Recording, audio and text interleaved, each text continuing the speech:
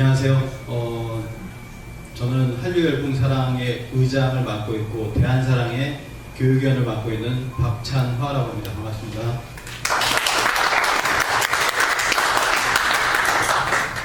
지난 6일에 오신 분 한번 손 들어봐 주시겠어요? 6일날 오신 분요? 예, 한 3분의 1쯤 계시는 것 같습니다. 지난 6일에 하고 저희가 이제 좀 6일하고 좀 다르게 또 6일에 오시고 10일에 오시는 분들을 위해서 다른 주제로 이렇게 준비를 했습니다. 같은 주제인데요. 지난번에는 아까 회장님께서 말씀하신 대로 뭔가 역사 왜곡, 우리의 어떤 분노를 자아낼 수 있는 그런 거였다면 오늘은 뭔가 이게 자부심을 가질 수 있는 내용으로 한번 준비를 해봤습니다. 지난 시간에 저희가 이제 그 미주 독립운동을 말씀을 드리면서 미스터 선샤인이라고 하는 드라마 지금 많이 보고 계시죠? 이 드라마를 보면 미주 독립운동을 상징하는 것이 이제 두 가지가 나옵니다. 그 중에 하나가 바로 여기 보시면은 이완용의 상징되는 이완익이라고 하는 드라마상의 인물이 있는데 지난주에 보니까 이렇게 벌써 죽었더라고요. 그래가지고 야, 이게 드라마는 다르구나 이런 생각이 들었습니다. 원래는 미국에 살다가 한국으로 들어왔던 그 이재명 의사가 이게 저격을 했지만 다시 의사에 의해서 살아나거든요. 살아나서 결국에는 나라를 팔아먹게 되는 상황으로 갔는데 이재명 의사죠. 하와이로 갔다가 다시 미국으로 들어가서 안창호 선생 밑에 있다가 1907년인가요? 한국으로 들어와서 이 이완용을 이제 암살을 하려고 했었는데 실제로 이렇게 폐부를 이렇게 찔렀지만 이 의사에 의해서 이 드라마에서도 보면 의사가 나오는데요. 결국에는 의사까지 죽고 맙니다. 드라마가 확실하게 지금 어떻게 보면은 이재명 의사의 어떤 원을 풀어주는 그런 드라마가 아니었나 이런 생각이 드는데요. 원래 사건에서는 당대 최고의 외과 의사인 기쿠치의 치료를 받아가지고 이완용이 살아남아서 6개월 후에 나라를 일본에 넘기게 됩니다. 네, 이런 상황인데 여기 이제 외과의가 완전히 뒤집어쓰고 이완용을 죽인 사람을 뒤집어쓰고 이렇게 죽게 되잖아요. 그런 게 이제 지난주에 있었습니다. 그래서 못 보신 분들은 나중에 한번 보시면 좋을 것 같고요. 결국 실제로 있었던 사건은 이 이완용을 죽이려고 했었던 이재명 의사의 어떤 의도가 이제 실제로 이렇게 실현된 게 아닌가라는 생각이 들었습니다. 그래서 지난 시간에는 이 미주 독립운동에 대해서 알아봤는데요. 이번 시간에는 지난 시간을 하나로 이제 일단 요약을 하고 그리고 한번 들어가 보도록 하겠습니다. 영상을 한번 보시면요. 한국배달조선이라고 하는 우리의 어떤 실제 7,000년 역사를 간단하게 줄여서 말씀드리겠습니다. 47분 당군이 다스렸다. 그전에는 이제 황홍천왕의 보분 신시고 나라 이름은 밝은 땅 배달이었다. 배달이었단 말이야. 그리고 18분 황홍천왕이 1565년 동안 다스렸다. 초기 신시 그 수도, 그 다음 후기 14세 시우천왕, 우리 조상이 부른 좌우지 황홍천왕은 청구라는 곳으로 이제 도읍지를 옮겼다 해요. 전기 신시 시대, 후기 청국 시대. 그 전에 천산산맥의 동방쪽 바이칼 오른쪽까지 경계에 의해서 이제 펼쳐졌던 한국 12개 12황국 시대, 7분의 환인이 3301년을 다스린 무병장수 문명 시대가 있었다. 도합 40년 부족한 7,000년. 이 7,000년 한민족과 인류 황금 시절의 원형문화 시대, 이 7,000년 역사 문화 시대를 우리가 송두리째 다 잃어버렸습니다. 그리고 전 세계 모든 역사 교과서에는 고조선이라는 것은 아주 완전한 신화의 역사로 매겨져 가지고 철저히 아주 완전히 부정을 당하고 있는 절망의 시기에 살고 있다. 네, 한단국이 여기 보시면 한단국이 역주본과 한단국이 시리즈가 있는데요. 이 역주본을 역주하신 역주자의 강화도 한단국이 100%였습니다. 실제 우리의 역사가 우리가 이제 단군 신화로 알고 있고 그 이전은 상상도 못하고 있었는데 실제로 단군 조선이 있었고 아까 말씀하신 것처럼 배달의 민족이라고 하는 우리를 이제 배달국이 있었고요. 그리고 그 이전에 환인의 나라인 한국이 있었다. 그것이 이제 7,000년에 40년 부족한 그런 어떤 7천년의 그 시기가 있었다라고 하는 겁니다. 그것을 지난 시간에 알아봤는데요. 오늘 주제는요, 세계 최고 대한민국이라고 하는 주제로 해봤습니다. 영어로 하면 코리아 히스토리 월드스 베스트 앤 월드스 퍼스트라고 하는 주제고요. 이걸 통해서 한번 오늘 처음 오셨어도 그대로 이렇게 아실 수 있는 내용이기 때문에 충분히 이렇게 준비를 했습니다. 간단하게 처음 오신 분들을 위해서 제 소개를 하면요, 이렇게 되고요. 이렇게 역사 강의라든지 이런 걸 했고, 제가 한류 열풍 사랑이라고 해서 이제 10년, 지금 17년째 이렇게 운영을 하고 있고요. 10년째 됐을 때 문화부 장관 상을 타게 되었습니다. 지금도 한류 열풍이 미국에서 크게 불고 있는 거 아시죠? 최근에 뉴스를 보면 LA에 콘서트를 BTS가 4번을 했는데요. 엄청나게 이게 모든 뉴스들이 다 다뤄주는 모습을 봤습니다. 가장 중요한 게 지금 미주도 독립운동이지만 내년이 3.1운동 100주년, 임시정부 100주년, 그리고 이어서 의열단도 이제 100주년입니다. 그래서 독립운동사가 굉장히 중요하고요. 그래서 독립운동사 강의도 많이 했고, 그 다음에 이제 독립운동사로 하다 보니까 이제 한류니까요. 아이돌 이제 100주년 맞이해서 좀 독립의식을 좀 가져보자라고 하는 그런 것도 여기 계신 독립운동가 앱을 만든, 독립운동가로 검색을 하면 독립운동가 앱이 있습니다. 그리고 정상규 작가 만든 앱이 있거든요. 그러면은 오늘의 독립운동가, 오늘 서거하신 분, 그 독립운동가를 하루에 한두 명씩 이렇게 생각할 수 있는 좋은 앱이 있습니다. 그래서 저희가 그 역사를 일본에서 이렇게 강의를 했고요. 그 다음에 말레이시아, 그 다음에 필리핀, 그 다음에 이제 LA에서 역사 강의를 하고 이렇게 올라왔습니다. 오늘 주제를 한번 지금부터 시작을 해보도록 하겠습니다.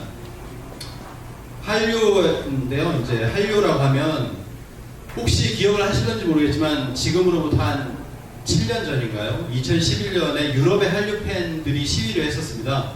SM타운, SM이라고 있잖아요. SM타운에서 하루 콘서트를 했는데 하루만 더 연기해달라, 하루만 더 해달라 라고 해서 그런 어떤 시위를 한 경험이 있었는데 깜짝 놀랐어요. 유럽에도 한류가 불고 있단 말인가? 이런 것이 있었고요. 그래서 이때 딱 10년 됐을 때입니다. 한류 저희가 한 10년 됐을 텐데, 그래서 아마 이때 상을 주신 것 같아요. 그래서 대통령상은 프랑스의 이제 한류 클럽인 프렌치 커넥션이라고 하는 곳이 이제 대통령상을 타게 됐는데요. 그 다음에 이제 2012년에 싸이 강남스타일이 확 불었습니다. 근데 2012년에 누가 탄생을 하냐면은 바로 BTS가 탄생을 하게 돼요. 그래서 BTS가 데뷔를 하게 되고 지금 한 6년 정도 됩니다. 그래서 올해 첫 빌보드 1위를 했는데, 사실 빌보드 역사를 보면요, 사실 한국 가수가 한국어로 부른 노래가 상상할 수 없는 일이 사실 벌어진 거죠. 그래서 이렇게 얘기를 합니다. 올림픽 금메달, 월드컵 4강에 비길 만한 성과다. 세계 대중문화의 지형이 바뀔 만한 사건이 벌어졌다. 이렇게 얘기를 합니다. 그런데 두 번째 1위를 했잖아요. 며칠 전에. 한 주 전인가요? 그때 이제 두 번째 빌보드 1위를 하고 지금 전 세계를 투어를 이렇게 하고 있습니다. 일본 방송에서는 이렇게 얘기를 해요. 세계 1위다. 이렇게 얘기를 합니다. 빌보드는 계속해서 1위하고 또 다른 미국 가수가 1위를 할 수 있지만, 미국 가수가 1위를 했지만은 전 세계에서는 못하잖아요. 근데 한국 가수는 빌보드도 1위하고 전 세계 이렇게 65개국에서 1위를 하는 그런 가수들이 탄생을 하고 있습니다. 제가 이걸 말씀을 드린 건, 이러한 것이 결국에는 단순히 아이돌뿐만 아니라 한국어를 공부하게 되고, 그리고 한국까지 좋아하게 되고, 한국에 대해서도 알고 싶어 한다는 거예요. 그래서 BTS 때문에 한글 쓰는 법과 읽는 법을 배우게 됐다. 한국말로 노래를 불러도 음악으로 하나가 된다. 이렇게도 얘기를 하고 있습니다. 예. 그래서 지금 이게 작년이거든요. 작년에 한류 팬클럽이라고 하는 어디 가입되는 거예요. 근데 이제 7,300만 명인데, 올해는 이것이 이제 1년에 1,500만 정도가 늘어납니다. 그러면은 올해는 굉장히 더 늘었을 것 같아요. 제 예상에는요. 그래서 한 9천만 명 정도 되리라 생각을 하는데요. 9천만이라고 하면 상상을 할 수 없는 사실은 숫자입니다. 예. 전 세계가 지금 75만 정도 되잖아요. 근데 9천만, 거의 1억에 가까운 사람들이 한류 팬클럽에 가입하지 않은 우호적인 세력들까지 합하면 수억에 가까운 거죠. 네. 그리고 이 사람들이 한국어를 배우고 있습니다. 여기 보시면은 10년 전에요. 처음에 시작했을 때, 97년입니다. 20년 전인데요. 처음에 시작했을 때 한국어 능력 응시자가 2,000명이었어요. 지금은 1년에 30만 명입니다. 그래서 지금까지 통합 210만 명을 돌파를 했습니다. 예, 한국어를 배우려는 사람이 이렇게 많은데요. 사실은 지금 뭐 다큐나 이런 거 보시면 아시겠지만 왔다가 돌아가는 사람이 많아요. 한국어 강사가 부족하고 교실이 부족하고 해서 왔다가 그 경쟁률 때문에 돌아가는 사람들이 많다는 거죠. 네. 그리고 지금은 한국학 강좌를 운영을 하고 있는 것이 105개국입니다. 이렇게 105개국까지 늘었어요. 2007년에는 10년 전에는 55개국이었다가 지금은 105개국까지 거의 2배 그리고 이렇게 늘었습니다. 사실 뭐 말이 안 되는 현상이라고 볼 수가 있는데요. 잠깐 한번 다큐에서 다큐를 한번 보도록 하겠습니다.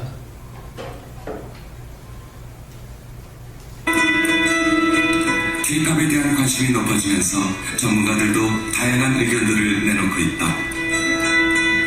뉴욕 남부 빙엄턴에 자리 잡은 뉴욕 주립대. 여기서 학생들을 가르치는 마이클 패티드 교수는 한국학을 전공하고 한국에서 오래 생활한 한국통이다. Yeah, well, the good is that it's spreading Korean culture, I think, in a way, a type of Korean culture in a way. It's people are hearing more about Korea. It's not negative news. When I first went to Korea, it was always negative news. It was about student demonstrations or things like that. But now it's something different, and people are appreciating different aspects of Korean culture. But popular culture, what we see in the Korean wave and the Hallyu, isn't necessarily really Korean culture. 한류에 아니면 K-팝이나 K-드라마에 관심이 있다고 하더라도 나중에 이렇게 한국 역사에도 관심이 생기고 문화까지도 관심이 생기는 것 같아서 전 그것도 아주 좋은 것이라고 생각합니다. 네, 지금 뭐 핵심적으로 잘 얘기해주고 있는데요. 한류 열풍이 한국어에 대한 관심 그리고 한국 자체에 대한 관심 그래서 한국의 역사까지도 알고 싶어 한다. 그러니까 세계 사람들이 이제는 한국의 역사와 문화를 알고 싶어 한다라고 하는 겁니다. 이제 여기서 이제 중요한 것은 그 한국을 알려고 하는 사람들이 우리들에게 이렇게 접근해 오고 할 때 우리는 얼마나 우리의 역사와 문화를 알고 있는가라고 하는 그런 문제가 있습니다. 우리는 얼마나 우리의 역사, 아니 너희들이 얘기하는 그 문화, 너희들의 정신은 뭐야, 너희들의 역사는 뭐야 라고 얘기했을 때 무엇을 얘기할 것인가 라고 하는 것이죠. 이마뉴엘 페스트 라이시 교수님 계신데요. 저도 이제 이분 특강을 한 3번 정도 유치를 했습니다. 한국어가 약간 어눌하시지만 그래도 한국어로 다 하시는데요. 한국인은 한국의 과거를 소개하지 않고는 국제사회에 한국의 정체성을 설명할 수가 없다. 이 과거라고 하는 것은 근현대사도 될 수 있지만 고대사, 고대사입니다. 한국의 역사를 소개를 해야 된다. 그래야 한국의 정체성을 설명할 수 있다. 한국의 정체성이 명확하게 그려지지 않는 한 국제사회에서 한국의 존재감은 모호할 수밖에 없다. 이렇게 얘기를 하고 있습니다. 그리고 우리 스스로는 이런 문제가 있죠. 왜 역사를 해야 되는가? 그거는 행촌 이한 선생, 단군 세계를 지으신 이분이 얘기하시는 것처럼 나라는 형체가 있지만 역사는 그 속에 혼과 같다, 영혼과 같다라고 했습니다. 우리가 이제 이러한 역사를 공부하는 것에 어떤 의미가 있다고 할 것인데요. 단재 신채호 선생은 역사를 잃은 민족은 재생할 수가 없다라고 했습니다. 그래서 우리가 이제 역사를 바로 봐야 되는 것은 여러 가지 이유가 있다라고 하는 것이죠. 근데 지금은 어떠냐면 코리아 디스카운트라는 말 들어보셨나요? 디스카운트, 깎아내린다는 거죠. 우리 스스로가 깎아내린다는 거예요. 누군가 외국인이 야 너희들 야 대단하다며 이렇게 얘기하는데 우리 스스로가 아 우리는 뭐 이렇게 갈등도 많고 뭐 이렇게 분란도 많고 원래 그래 뭐 이런 식으로 우리 스스로가 뭔가 자랑할 만한 것에 대해서는 얘기 못하고 뭔가 우리가 이제 조금 뭐 약점이라고 할까요? 그런 부분만 이렇게 얘기를 할 수 있다는 거죠. 그러니까 우리가 이렇게 얘기할 수 있게 된 것은 사실은 우리 탓이 아니라는 겁니다. 식민지 유산이라는 거죠. 콜로니얼 레거시. 식민지를 겪었기 때문에 일제 식민지를 통해서 그들이 우리에게 주입을 시켰기 때문이라고 생각합니다. 예전에 배운 동요들 있잖아요. 학교종이 땡땡땡 다 이렇게 리듬이 다 생각나시죠? 네. 여우야 여우야 뭐하니? 뭐 이런 거 두꺼봐 두꺼봐 헌집 줄게. 사실 뭐 이런 노래들이 전부 이제 그 일본의 음계다. 뭐 물론 일제 시대 때 나온 것도 있고 뭐 이건 학교종이 땡땡땡가 1948년에 지어내긴 했지만 우리 스스로가 일본 음계에 이렇게 동화되어 있었기 때문에 똑같은 그런 동요들을 만들어냈다라고 하는 것이죠. 선율은 다르지만 가사 노래가 같은 것, 뭐 이런 것들이 있고요. 여러 가지들이 우리 동요와 일본 동요가 지금도 유사한 것을 우리가 배우고 있다. 알고는 우리가 이 동요를 뭐 노래하자라고 하는 것이죠. 예. 우리 예전에 여기 계신 분들 만약 국내에 있었다면 다 성적표를 수우미 양가라는 걸로 매겼을 겁니다. 이 수우미 양가가 있는데요. 이거에는 큰 비밀이 있다라고 합니다. 수우미 양가에서 미를 뺀 수양가라고 하는 것은 일본의 사무라이가 뭐냐면은 조선인을 잡아다가 그 코와 그 귀를 베어간 그 숫자를 갖다 매기는 방식에서 우수하다라고 했을 때 수, 그리고 좀 모자라다 했을 때 가, 이런 식으로 매겼던 방식이라고 하는 것이죠. 그래서 2000년대 초반에 이 수음양가가 사라졌습니다. 사라졌거든요. 그것 때문에 사라졌는지 모르겠지만은 어쨌거나 지금은 수음이야가 평가를 하고 있지 않지만 요즘에 TV를 보면요, 뭐 연예인 성적표 이런 거 얘기할 때 보면 수, 뭐 가가가 뭐 이런 것들 나오잖아요. 실제로 임진왜란 때 이렇게 여기는 이제 교토에서 제가 가서 이렇게 참배를 드린 모습인데요. 코무덤이라고 합니다. 근데 여기 가면은 귀무덤이라고 해놨어요. 코무덤이라고 하면 너무 잔인하니까 귀무덤이라고 이름을 바꿔버렸습니다. 예. 20만 명이 되는 조선인들은 코를 베어가고 귀를 베어갔다. 근데 귀는 두 개잖아요. 귀는 두 개잖아요. 그러니까 두 개가 한 사람이니까 그 다음부터 이제 코를 베가기 시작한 거예요. 정유재란 때부터 코를 베간 겁니다. 여기 어디냐면 풍신수길의 신사예요. 풍국신사라고 합니다. 풍국신사에 올라가서 저 멀리 바라보는 저 빨간 것이 바로 아까 보셨던 코무덤, 귀무덤입니다. 거기를 이렇게 바라보는 모습인데요. 이들은 왜 저기다가 이렇게 설치를 했을까라고 생각해 보니까 풍신수길의 전리품으로 저렇게 해놓지 않았을까 이런 생각이 이렇게 듭니다. 그리고 또 우리가 애기들이 뭐 이렇게 어지러 놓고 뭔가 위험한 짓을 당했을 때 뭐라고 합니까? 애비야, 애비 그러잖아요. 애비 뭐 하지마 이렇게 아기들한테 이렇게 얘기를 하는데 이 애비라는 말이 원래 이비에서 왔다 이렇게 얘기를 합니다. 이라는 것은 귀고 코기 때문에 저 일본의 사무라이들이 일본에 그 와가지고 우리들 코를 베어간다, 귀를 베어간다라고 해서 이비 했던 것이 애비 해가지고 지금도 어비 그러잖아요. 그게 지금까지 이렇게 남아있다라고 합니다. 우리가 이제 국보 1호하고 그 보물 1호가 있습니다. 국보 1호는 지금 뭐죠? 한국에? 예, 남대문입니다. 그리고 보물 1호는 동대문이죠. 일본이 정해준 겁니다. 일본이 왜 정해줬냐? 일본이 신도시 계획을 세워가지고 전부 대문을 없애려고 그랬어요. 근데 반대를 한 사람이 있었습니다. 일본인 거류민 단장이 반대를 했어요. 남대문은 임진왜란 때 갓도 기요마사가 빠져나간 문입니다. 임진왜란 당시에 건축물은 남대문 이외에 두세 가지밖에 없으니 이걸 파괴하는 건 너무 아깝지 않습니까? 라고 해서 살아만 남은 것이 남대문. 동대문은 임진왜란 때 갓도 기요마사와 함께 선봉했었던 고니시 육기나가가 입성한 문, 그러니까 승전문이라는 거예요. 그네들의 승전문이기 때문에 숭례문과 그리고 흥인지문, 동대문을 남겨놓고 서대문하고 다른 데는 다 없애버렸습니다. 네, 그렇게 된 거죠. 근데 지금 이것이 언제냐면 1934년이에요. 1934년에 경성을 남대문으로 한다. 보물이죠. 국보는 너희들한테 없다. 보물 1호하고 2호하고 정했는데 해방 이후에 1962년에 우리가 그것을 하나는 국보, 하나는 보물로서 이렇게 문을 지금 해놨는데요. 숭례문이 불탔잖아요. 2008년에 불타서 새로 복원을 했는데 복원할 때 제대로 복원을 못했습니다. 이제는 국보를 1호라고 하는 1호는 상징성이 있거든요. 그 이후에는 뭐 어떻게 되는지 모르겠지만 1호의 상징성, 그거는 남대문, 동대문, 그리고 사적도 보면은 포석정이라고 해가지고 이게 신라가 망할 때 어떤 그 일화를 담고 있는 것을 1호로 만들어 놨거든요. 전부 다 그걸 그대로 개성을 했습니다. 우리가 이게 문화재만 이런 것만 개성을 했겠느냐?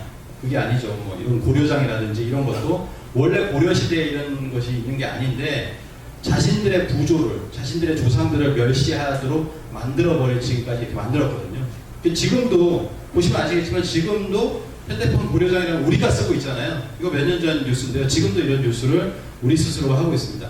사이토 마코토 3대 총독인데 조선 사람들로 하여금 자신의 역사와 전통을 알지 못하게 만듦으로써 민족혼, 민족 문화를 잃게 한다. 자신들의 조상과 선인들의 무능, 악행을 들쳐 가르침으로써 조선 청소년들이 구조를 멸시하고 자신의 아버지와 자신의 조상을 멸시하도록 만들었다는 거예요. 예, 부정적인 생각을 하게 했다.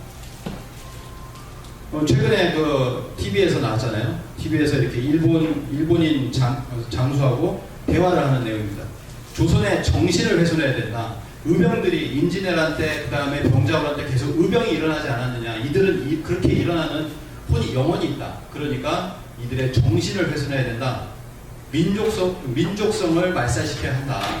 제가 영상을 못 구해서 이렇게 가져왔습니다. 그래서 민족성을 말살시켜야 한다. 이런 얘기를 하거든요. 최근 그 미스터 선샤인에서 굉장히 이런 얘기를 했습니다. 한국의 역사를 지금 이렇게 말살하고 있는 것이죠. 지난 시간에 했기 때문에 짧게 이렇게 넘어가면 사설 20여만 권을 압수해서 불태웠다라고 하는 것이고요. 1920년에 외국인 기자들도 이렇게 얘기를 했습니다. 한국의 역사는 절대 금지다.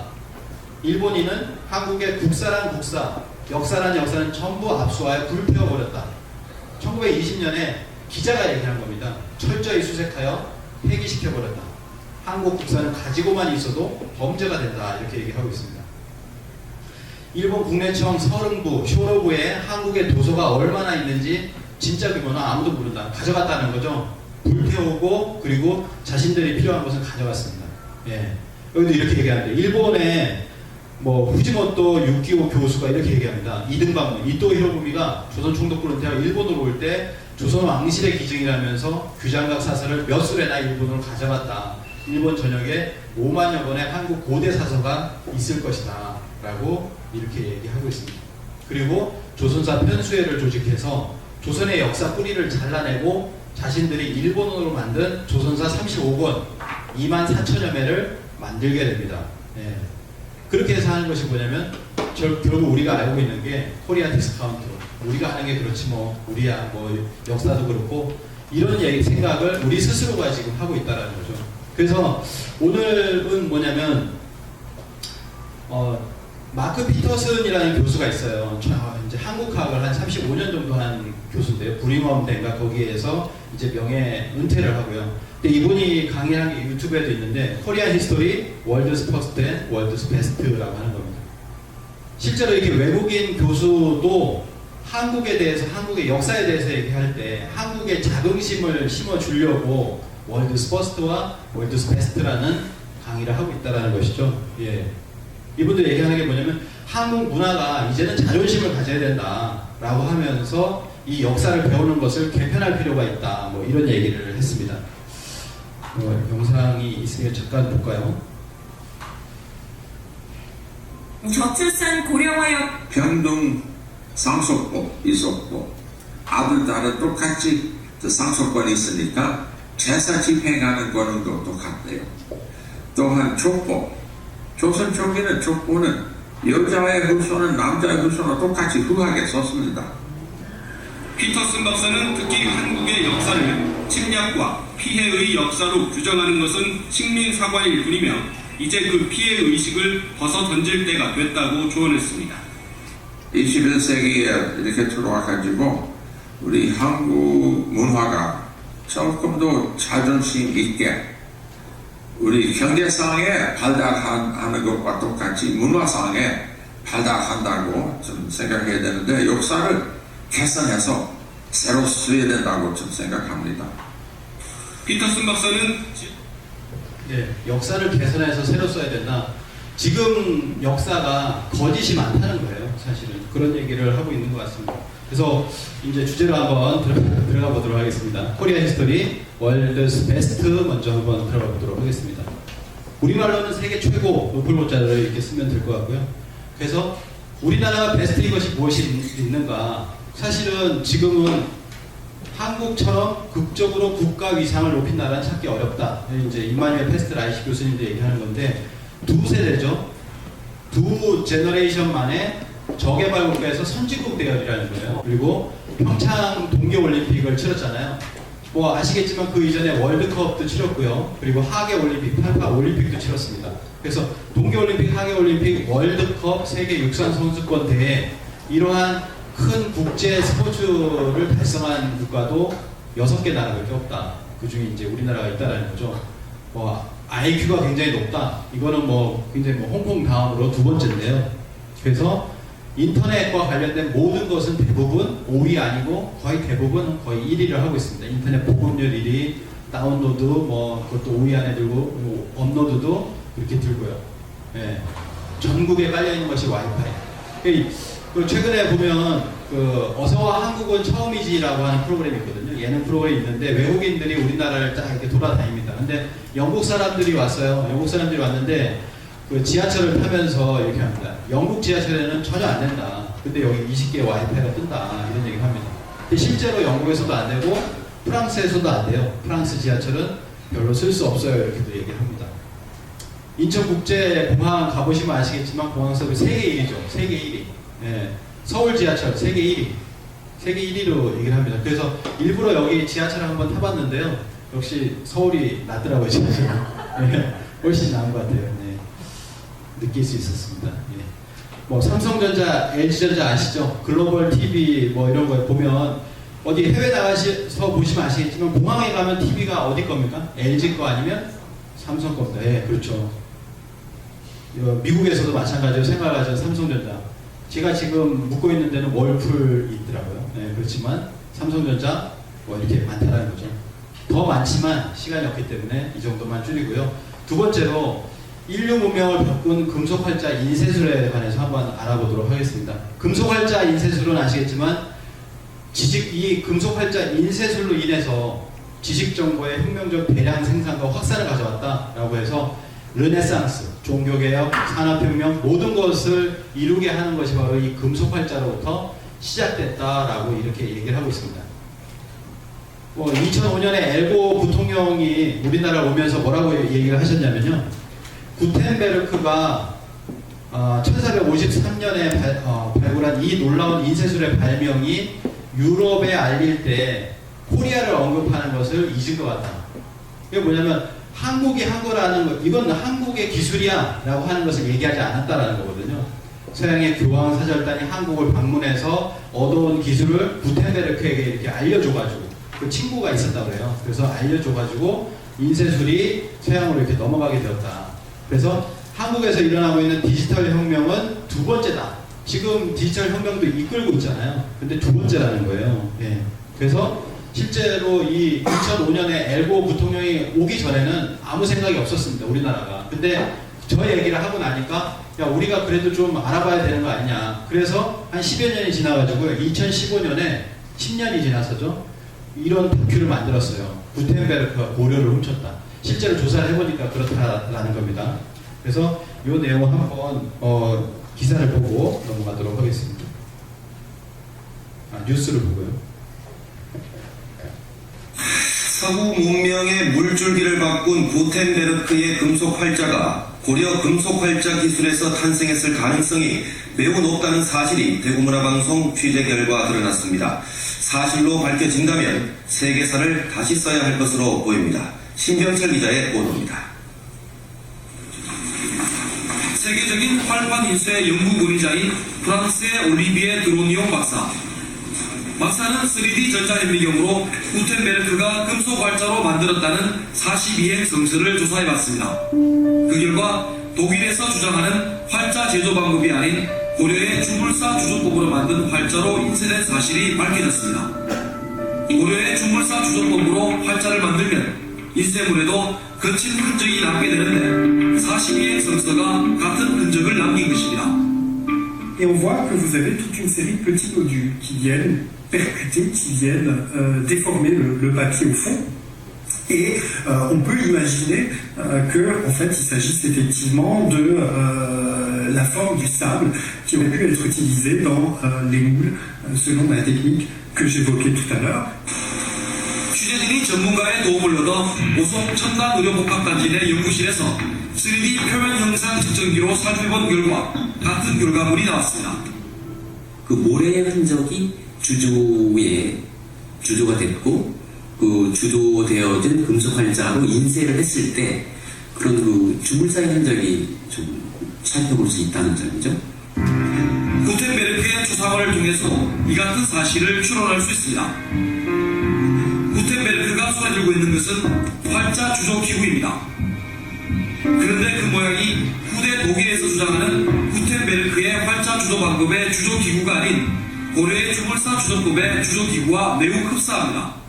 손에 들고 있는 방법이 마치 동양에서의 주물사 주조 방법과 같은 그러한 그림을 하고 있기 때문에 구텐베르크의 42행 성소도 우리 동양과 같은 방법으로 해서 활자를 주조해서 인쇄했을 것으로 이렇게 보여집니다.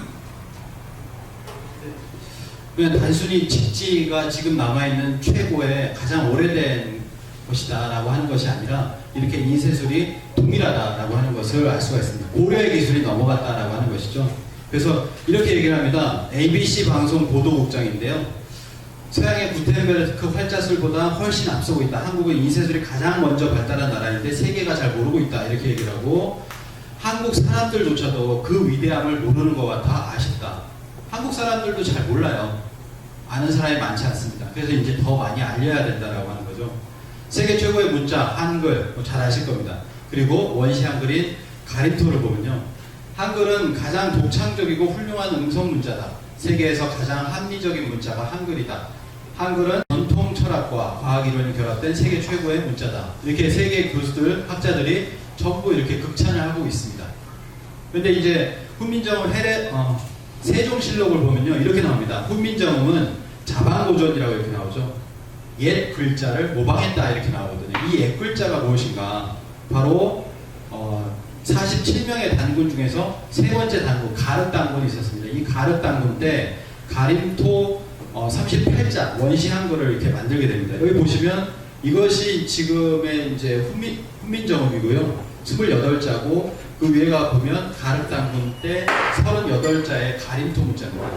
잘 보시면은 가림토 문자는 38자니까 10개가 다릅니다. 10개가. 예, 10개의 문자가 다르거든요. 근데 일본이 이렇게 주장을 합니다.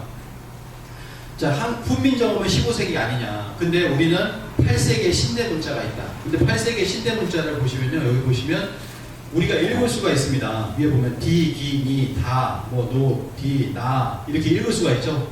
그러니까 신대 문자. 일본 2세 신궁에 보면은 708년에 신대 문자가 있는데 이것은 일본의 신대 문자가 조선으로 건너가서 훈민정음을 낳은 것이다. 그래서 이 일본 사람들은 뭐라고 하냐면 신대 문자를 아버지라고 하고 한글을 아들이라고 주장을 합니다. 신대 문자는 8세기 문자이고 훈민정음은 15세기 아니냐? 우리와 비슷한데 우리 거 가져간 거 아니냐? 이렇게 얘기를 하고 있는데 그런데 이 환단고기에 보면 이 가림토 문자가 나왔어요. 단군세계에 보면 3대 가르 단군 때 이 가림토 문자를 보시면은 요 밑에 것이 뭐냐면 신대 문자입니다. 신대 문자. 신대 문자는 훈민정음에 없는 게 있어요. 없는 문자가 있습니다. 잘 보시면은 집과 같이 생겼죠. 근데 이 신대 문자에 보면은 이 집과 같이 생긴 요것이 있습니다. 이게 이제 훈민정음에 없는 거거든요. 그럼 뭐냐면은 그리고 여기도 보시면 이게 U자 위로 이렇게 뚫려 있는 것이 있는데 이 신대 문자에는 또 이게 있잖아요. 훈민정음에 없고 가림토문에 있는 것. 그러니까 가림토문이 3대 가르 단군이니까 4,000년 전이에요. 4,000년 전에 먼저 가림토문이 있었고 이것이 일본으로 넘어갔다. 그러니까 일본의 원래 신대라고 하는 것은 고조선 시대를 얘기를 합니다. 그래서 가림토가 아니면 이 신대 문자 논란을 갖다가 이겨낼 수가 없다라고 하는 것이죠. 그래서 이렇게 주장합니다.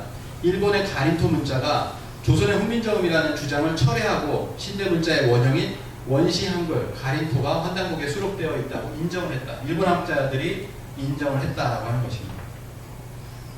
그래서 세종대왕 때 보면 원래 이 단군색이라고 하는 것에 여기에 이제 그 가림토문이 들어가 있습니다. 이것을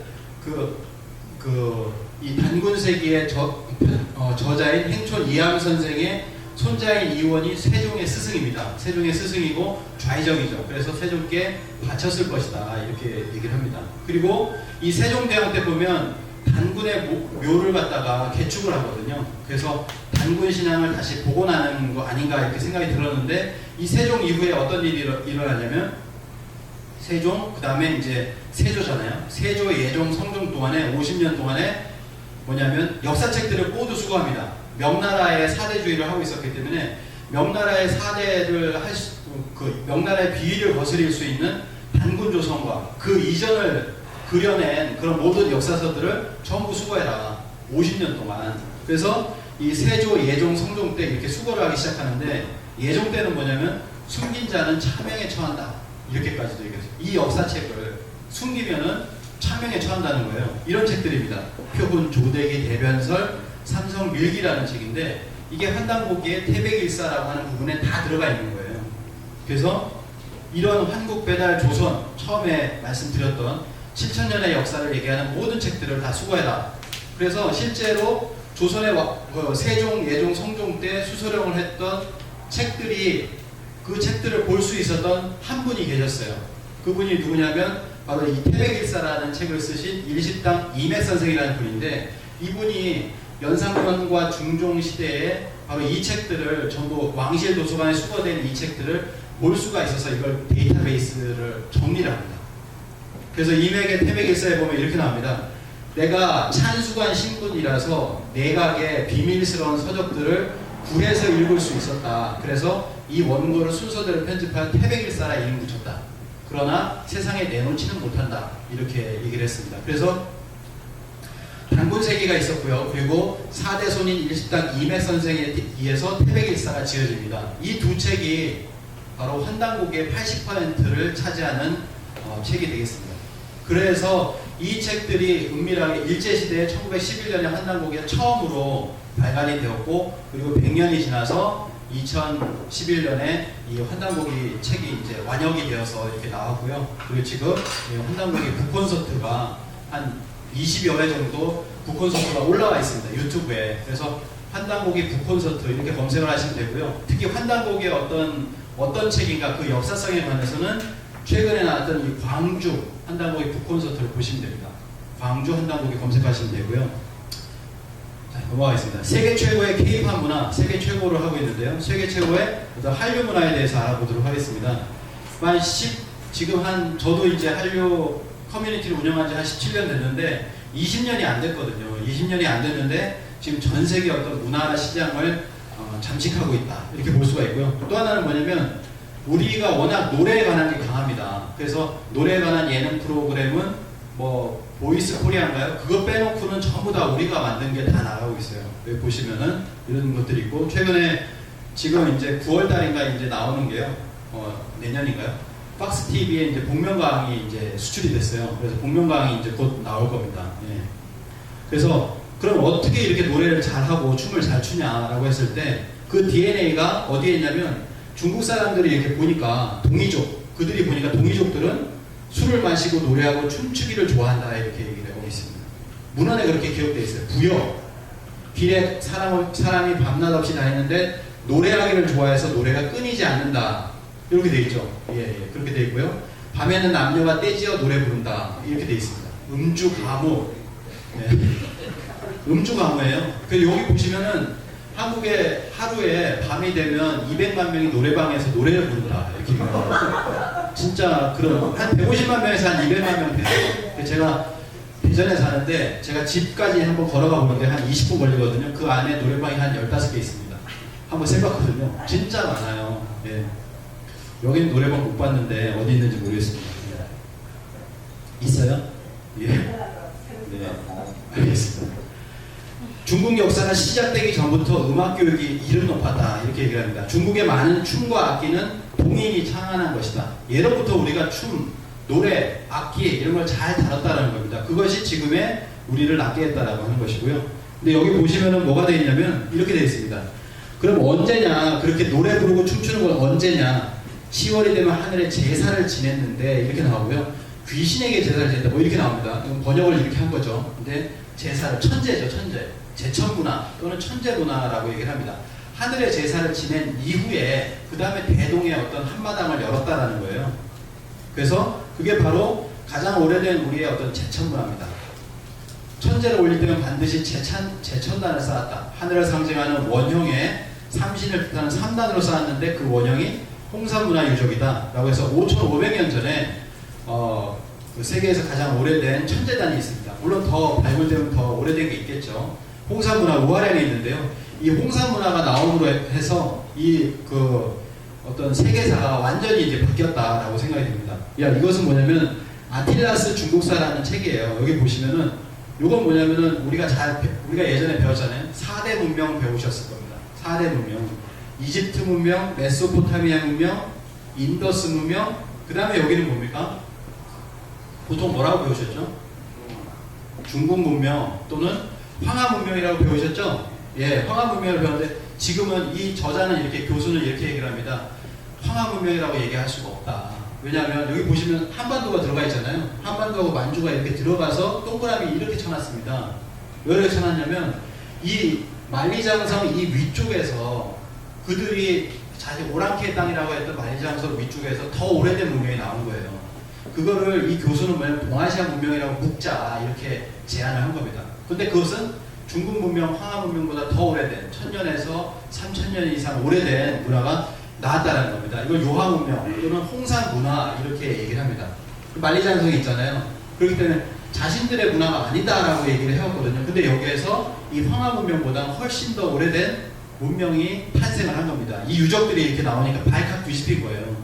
그래서 시작한 게 동북공정입니다. 사실은. 그래서 동북공정하면 고구려 공정, 발해 공정 이렇게 알고 있는데 그게 아니라 이러한 어떤 사건이 있었다라는 거죠. 그래서 보시면은 여러 가지가 있습니다. 가장 오래된 9000년 전에 어떤 유적부터 해가지고 4000년, 5000년 전에 하가접이라고 하면 여기가 고조선이거든요. 고조선 문화까지도 이 부분에 이렇게 있다라고 하는 거죠. 그래서 여기에서 뭐가 나오냐면 총묘단이라고 해서 제천을 하는 하늘의 제사를 지내던 그 문화가 이렇게 나왔다라는 겁니다. 그래서 신비의 왕국이다. 중국에서는 이렇게 써요. 왜냐하면 자신들의 문헌에서는 이거를 어떤 나라라고 규명할 수가 없기 때문에 그렇습니다. 근데 우리는 여기가 단군조선 이전의 배달국이다. 이렇게 규명할 수가 있거든요. 그래서 우아래와 홍산 문화, 중국 사서는 전혀 설명을 못 해주고 있다라고 합니다. 그래서 여기 보면 하늘의 제를 지내는 곳이 이렇게 발굴이 됐는데요. 이거를 복원을 해보니까 3단이다. 3단 이렇게 얘기를 합니다. 3단으로 되어 있고 원형으로 이렇게 되어 있는 우화량 원형 하늘의 제사를 지내는 제단이 있었다. 그것이 지금의 북경의 천단공원으로 이어진다. 이렇게 중국 학자들도 이렇게 얘기를 하고 있어요. 그래서 실제로 지금 북경 천단공원은 이게 3수로 되어 있고 그리고 이렇게 천단 원형으로 되어 있습니다. 그리고 고종 황제가 드디어 이렇게 우리 상제문화, 우리의 천재문화를 복원한다라고 하는 1897년에 이 원구단과 항공호를 만들거든요. 원구단 항공호인데요. 지금은 여기는 조선철도 호텔이 들어섰고 지금의 조선호텔이 들어선 자리입니다. 없애버렸죠. 근데 여기서 천재를 이렇게 지냈습니다. 원구단이죠. 이렇게 동그랗게 되어 있습니다. 이게 천원지방 사상에 의해서 하늘의 제사를 지내는 하늘의 우주의 어떤 절대자, 통치자, 하느님에게 제사를 지내는 곳은 원이다. 이렇게 해서 원형 3단으로 이렇게 지었습니다. 그래서 가장 오래된 그런 천재 문화도 우리에게 있었다라고 하는 것이고요. 그 다음에 또 뭐냐면 한국이 최고인 것 중에 하나가 뭐냐면 모든 종교가 평화롭다. 한국에는 이 사람은 뭐냐면요. 아바스라고 해서 매그넘 코리아라는 것이 있습니다. 매그넘이라고 해가지고 이렇게 사진을 찍고 다니는데 한국의 종교를 찍었어요. 그러니까 보면 유교, 그 다음에 카톨릭, 그 다음에 이거는 증산도, 그 다음에 이거는 무슬림, 이슬람이고요. 그 다음에 불교, 그 다음에 무속이라고 이렇게 볼 수가 있는데 한국에는 많은 신들이 있고 불교나 카톨릭 신자나 기독교인이면서 무속 신앙을 동시에 갖고 있는 것이 신기했다. 제가 이제 말레이시아를 갔다 왔는데 말레이시아는 무슬림입니다. 이슬람인데 모든 종교가 자유롭다 이렇게 얘기를 하지만 무슬림은 개종을 하는 건 불법이거든요. 이 개종이 이제 불법으로 이렇게 막아놨어요. 종교의 자유가 있는 듯 하지만 완전하지 않은 자유죠. 근데 한국은 정말 많은 신들이 있는데 이것이 이제 동시에 갖고 있는 것이 신기하다 이렇게 얘기합니다. 이 아바스라는 사람인데요. 이렇게 얘기를 했고요. 동시에 갖고 있는 것이 신기하다. 근데 이게 100년 전에 이 땅에 왔던 고종 황제의 대리인으로서 이렇게 활동도 했던 독립운동도 도와줬던 헐버트라는 분이 있습니다. 근데 이분은 뭐라고 얘기하냐면은 영어로 되어 있으니까 아마 아실 거예요. All Round Korea. 한국 사람은 유교도이기도 하다. 한국은 사회적으로는 유교도이고 그리고 철학적으로 사고할 때는 불교도이다. 그리고 트러블이 생겼을 때는 신교다. 이렇게 얘기를 하고 있습니다. 신교다. 그래서 모든 종교적 심성을 다 가지고 있다는 거예요. 모든 종교는 대한민국의 성공을 거둔다. 아시아에서 유일하게 기독교가 최고로 성공한 나라가 바로 한국입니다. 그리고 카톨릭이 가장 크게 성공한 나라라서 항상 교황이 이렇게 물리칠 수 없는 나라가 바로 이게 우리나라죠. 그리고 또 뭐냐면 불교가 가장 성한 나라도 우리나라입니다. 그래서 이거 보시면은 이게 뭐냐면요, 미륵불상이에요. 미륵불상이 있는 곳입니다. 이렇게 있죠. 이게 다 미륵불상이라고 하거든요. 이게 미륵불상이 마을마다 처처마다 있어가지고 한 2만 개 이상이 있다라고 합니다. 아, 불교도 앞으로 이제 오시는 미륵불에 대한 사상이 이렇게 있었던 거죠. 그러니까 모든 종교가 그냥 종교가 자유로운 것이 아니라 모든 종교가 성공하는 이 나라의 토양, 그 정신적 토양은 무엇인가? 세계 최고의 정신문화, 종교문화를 갖고 있는데 불교, 유교, 도교는 우리 문명의 첫 뿌리가 아니면 우리에게는 고유의 사상적인 뿌리가 있다. 그러면 그 고유한 문명사적 뿌리는 도대체 무엇인가라고 하는 것입니다. 이거를 처음 얘기하신 분이요, 국유현묘지대는 왈풍교라라고 해서 최치원 선생이 얘기를 했습니다. 최치원 선생이 유교, 불교, 도교로는 알 수 없는 오묘한 도가 있는데 우리나라에 그게 있다. 유불선 이전에 그게 있었다. 현묘한 도다. 이렇게 얘기하고 있습니다. 그걸 풍류라고 얘기를 했습니다.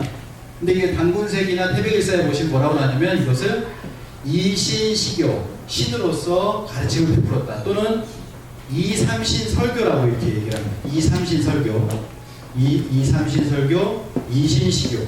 또 주역에 보면 이렇게 얘기를 합니다. 성인이 신도로서 가르침을 베풀었다. 여기서 성인은 누구냐면 단군이죠. 단군. 근데 주역에서 이렇게 얘기를 했습니다. 성인은 신도로서 세상을 다스렸다. 이게 일본으로 넘어가면 신도라고 하잖아요. 일본에서 19세기에 무당내력이라는 책이 있습니다. 이 무당내력이라고 하는 것은 무의 역사를 그 근원을 단군으로 이렇게 보고 있는데요. 이 역사책을 보면은 이렇게 나옵니다. 단군은 이설신교다. 단군은 신교를 가르쳤다라고 얘기합니다. 우리나라에 이제 단군 초대 단군 왕건 때 그때 뭐 불교도 유교도 다 들어오지 않았잖아요. 그 이전에는 신교를 가르쳤다. 신교라고 하는 것은 이렇게 영어로 풀이할 수가 있습니다. 신교. 신교는 인류의 원형 문화요, 인류 최초의 종교요, 인류 영성 문화의 근원이 바로 신교다. 이렇게 이야기를 할 수 있습니다. 그래서 이 신교로서 삼성기에 보면 이렇게 나옵니다. 삼신의 도로서 가르침을 베풀었다. 이렇게 나오거든요. 신교인데 그 신은 삼신이다. 이렇게 얘기를 하고 있습니다. 우리가 보통 이런 얘기 들어보셨죠? 샤머니즘이라는 얘기 들어보셨어요? 들어보셨죠? 근데 이즘을 붙인 겁니다. 그래서 원래는 샤만인데 이 샤만이 뭐냐면은 이렇게 합니다. 퉁고스 만주어의 사만에서 왔다. 사만이거든요. 사만입니다. 그래서 전 다양한 문명권에서 발견된다. 따라서 샤머니즘은 인류의 가장 오래된 종교이자 의료행위로 그 기원은 약 5만 년 전까지 거슬러 올라간다. 이렇게 얘기를 하고 있습니다. 근데 사만이라는 것은요, 우리가 지금 한류라고 하는 것은 원래는 영어로 표기할 때 처음에 일본에서 한류가 들어왔기 때문에 HANRYU 이렇게 했거든요. 근데 지금 영어권에서는 한류하면 HALLYU죠. 그러니까 연음이 된 거예요. 이렇게 음이 붙어버린 겁니다. 한류 이렇게 얘기하는 것처럼 사만이라는 것은 원래 3이 들어가 있어요. 여기에 사만, 샤머니즘 할 때 샤만은 사만인데 사만은 3 아니다 이거죠. 3이 들어가 있어요.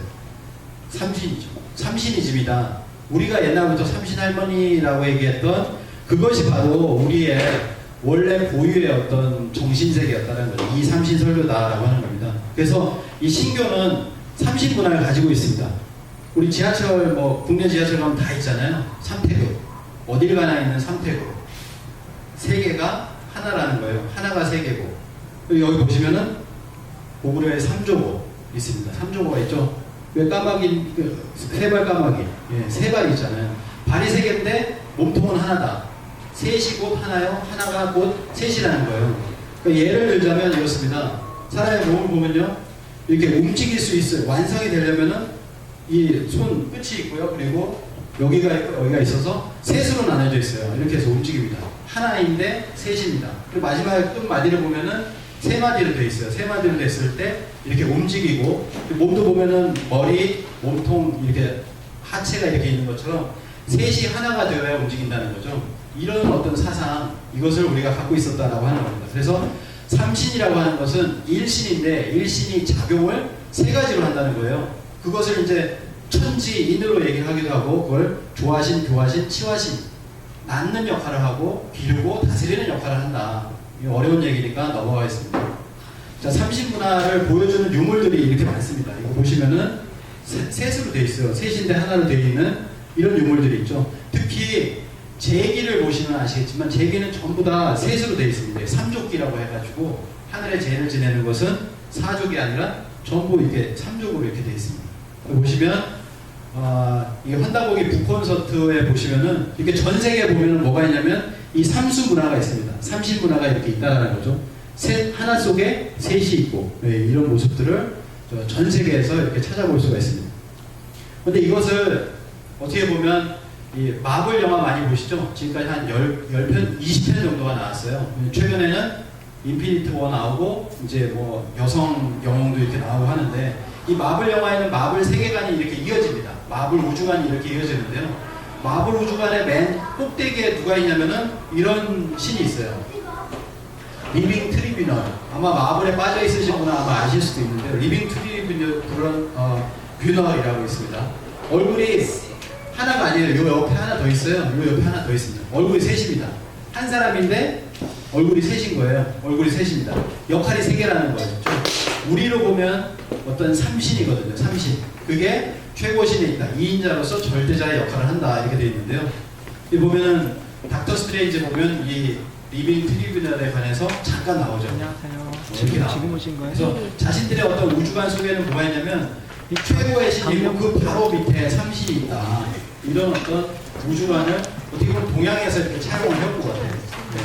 그래서 뭐라고 얘기하냐면 파괴의 신이 있고 그 다음에 파괴의 신이 있고 필요의 신이 있고 평등의 신이 있다라고 해서 이렇게 얘기를 하고 있습니다.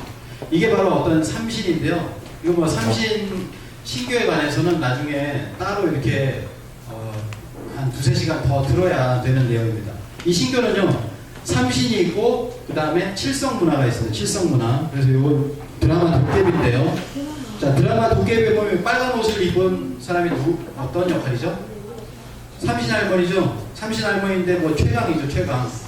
예, 그리고 오른쪽에 보면 어떤 역할인지 한번 보도록 하겠습니다. 오른쪽. 그러니까 태극으로 형성되어 있어요. 이렇게 드라마에서 태극으로 설정한. 자, 이분은 누구인가? 남자는 한번 보도록 하겠습니다.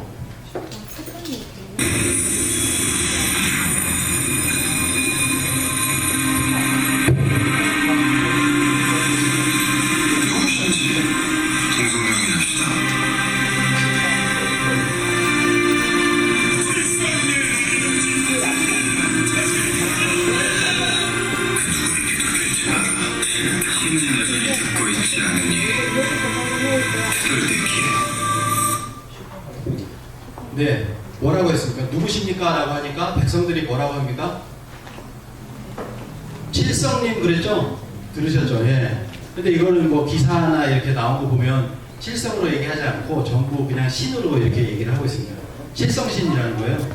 그래서 사실은 이런 우리 문화를 제대로 알고 있는 김은숙 작가, 미스터 선샤인의 김은숙 작가 도깨비를 쓸 때 바로 이 삼신 할머니와 칠성을 서로 대비해서 이렇게 놨어요.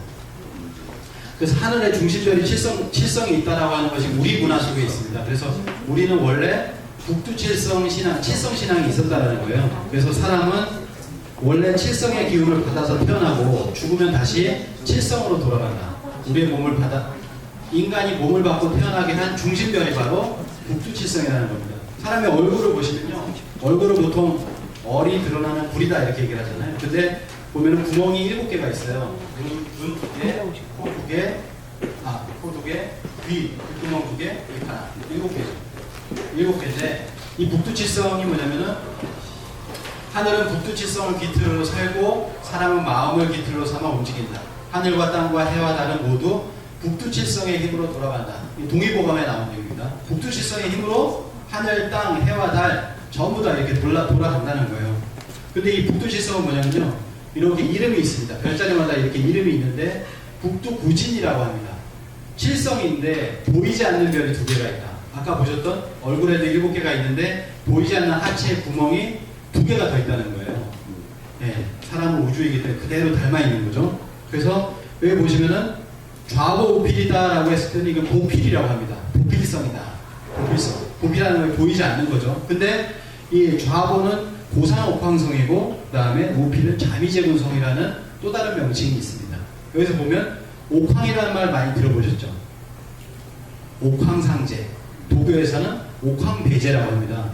그래서 실제로 뭐냐면은 예로부터 칠성이라는 별에 옥황상제가 살고 있다라고 이게 생각을 했다라는 거죠. 여기 보시면은 중국 후한 때의 화상석을 보면 북두칠성이 있는데 그 위에 어떤 한 분이 이렇게 북두칠성을 움직이고 있어요. 이런 분이 있다라는 거죠. 그래서 이분이 바로 그 천재, 하느님이다, 상제님이다, 옥황상제다, 뭐 이렇게도 얘기를 되어지고 있습니다. 그래서 우리나라 보면 근대에 와서 이 옥황상제 신앙이 다시 부활을 합니다. 그게 뭐냐면 동학이거든요. 동학이 1860년에 수은 최재호 대신사가 천상문답 사건을 하게 되는데 하늘에서 음성이 들리더라는 거예요. 그때 뭐라고 하냐면은 두려워 말고 겁내지 마라. 세상 사람들이 나를 상제라고 이르나니 너는 상제를 알지 못하느냐. 이걸 천상문답 사건이라고 해서 천도교에서는 지금도 4월 5일을 천일이라고 해서 지금까지 기념을 하고 있어요. 최대 기념일입니다. 1860년 천상문답 사건. 이 동학을 아는 사람이 아무도 이걸 모릅니다. 동학은 이 상제와의 문답 사건으로 이렇게 시작을 한다는 거죠. 그리고 나서 30년 후에 고종은 뭐냐면 원구당과 항구를 지어서 대한제국을 선포하면서 상제님께 천제를 지냅니다. 그래서 그 안에 들어가 보면 황천상제라고 하는 위패가 있어요. 여기에 이제 제사를 지내게 되는 대상이고요. 그래서 고종께서 그때 즉위를 하시면서 대한제국의 즉위를 하시면서 뭐라고 말씀하시냐면 짐이 부덕하여 이 어려운 때를 당했는데 그 상제께서 권고하여서 이렇게 대한제국을 선포하게 되었노라 이렇게 얘기를 하거든요. 그래서 뭐냐면 상제 문화가 다시 드러나고 있다. 도산 안창호 선생도 3.1절에 관해서 이렇게 말씀하실 때 뭐라고 했냐면은 이 3.1절이라고 하는 것은 진실로 상제가 허한 날이요 이렇게 이야기를 하고 있습니다. 1919년에 독립선언서 중에서 첫 번째 독립선언서예요. 대한독립선언서라고 있습니다. 이 대한독립선언서를 보면 2천만 형제 자매여 우리 단군 대황조께서 그 상제에 좌우하시오. 그 상제님의 그 주변에 이렇게 좌우라는 말, 단군 대황조께서 그 주변에 계시다. 그런 얘기죠. 상제에 좌우하시오 우리의 기운을 명하시오 세계화 시대가 우리의 복리를 돕는다. 이렇게 얘기를 하고 있습니다. 이 칠성 신앙이라고 하는 것은 정화수예요. 우리의 문화에서는 정화수 신앙입니다. 이 영상을 한번 보도록 하겠습니다. 자, 이거는 그 MBC 드라마 역적이죠.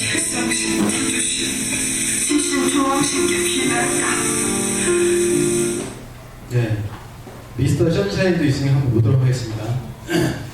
우리의 어머니들 교육의 유산인들 장독대 위에다 정화수를 올려놓고 하던 그것이 바로 원래 칠성신앙이다.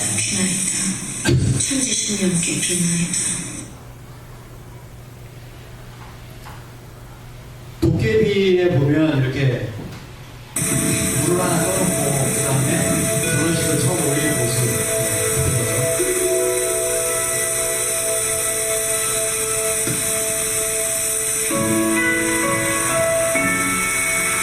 죽음이 우리 갈라놓을 때까지 너의 모든 말에 그게 뭐든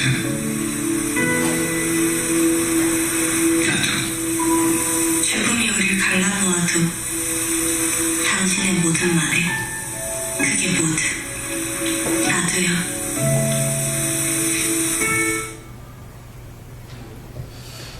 제주도에 가면 이렇게 북두칠성 재단이 있습니다. 1900년대까지 있었다고 하는데 1000년 이상을 이렇게 있었거든요. 재단이 있었는데 1920년에 일제가 이걸 다 파헤쳐 버렸죠. 원래는 이렇게 돼 있어요. 하나씩 7개가 이렇게 있습니다. 재단이 이렇게 있어서 칠성 재단이 있었다라고 얘기를 합니다.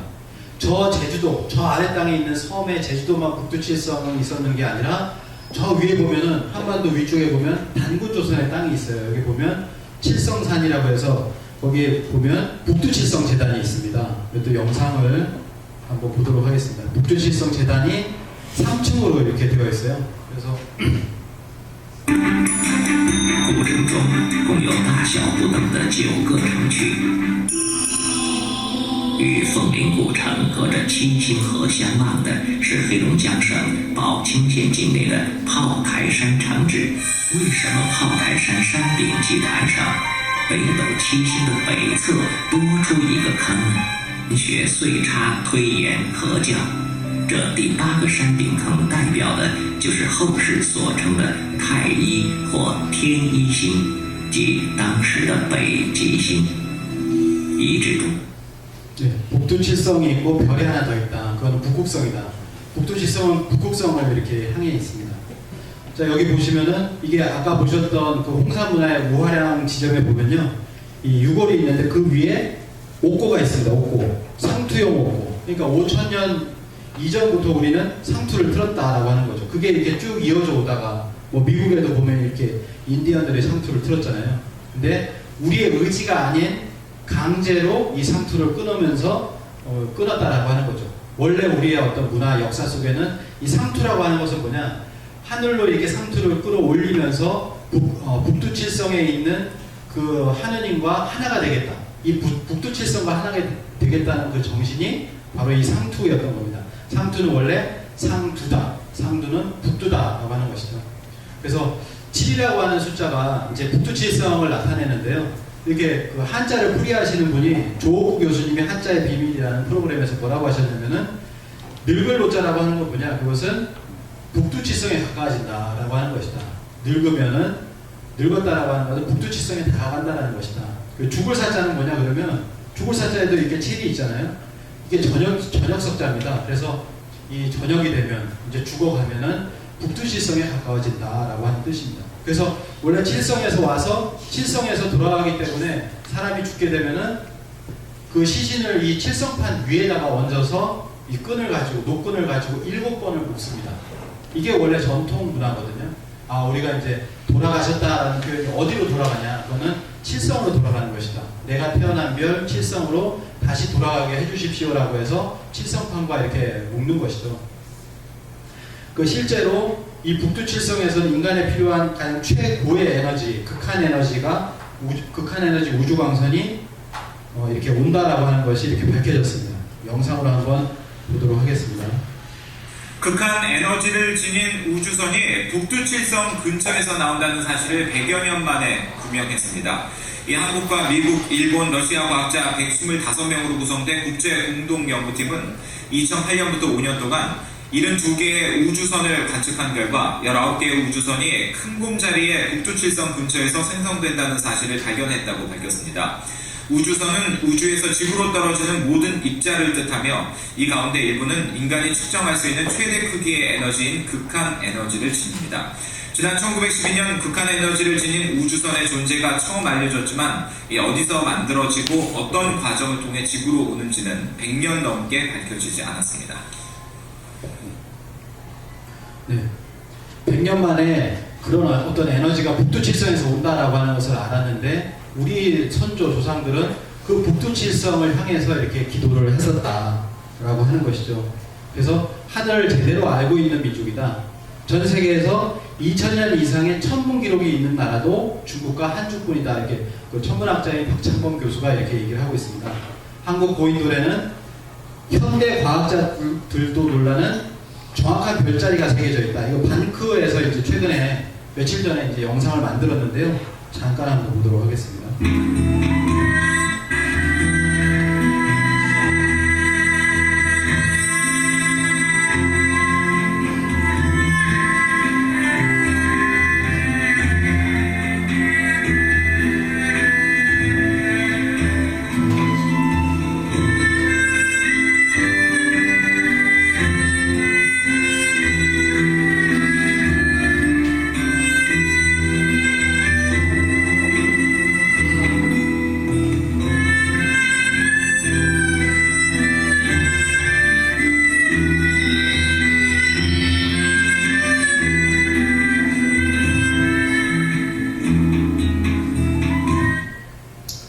고인돌도 천문 역할을 했다는 거죠. 이게 5,000년 전이다라고 하는 것이 이제 마지막 영상에서 이렇게 보여주고 있는 것입니다. 5,000년 전에 이미 고인돌의 천문을 이렇게 그렸었고, 그리고 이거는 단군세기, 환단곡에 보면은 단군조선 때 2000년 동안에 이렇게 일식이 12번이 있었고요. 그리고 오송취로라고 하는 13세 단군 때 보면은 오송취로라고 하는 5 행성이 한 자리에 모이는 그런 사건이 있었습니다. 환단곡에 나오는 BC 1734년인데요.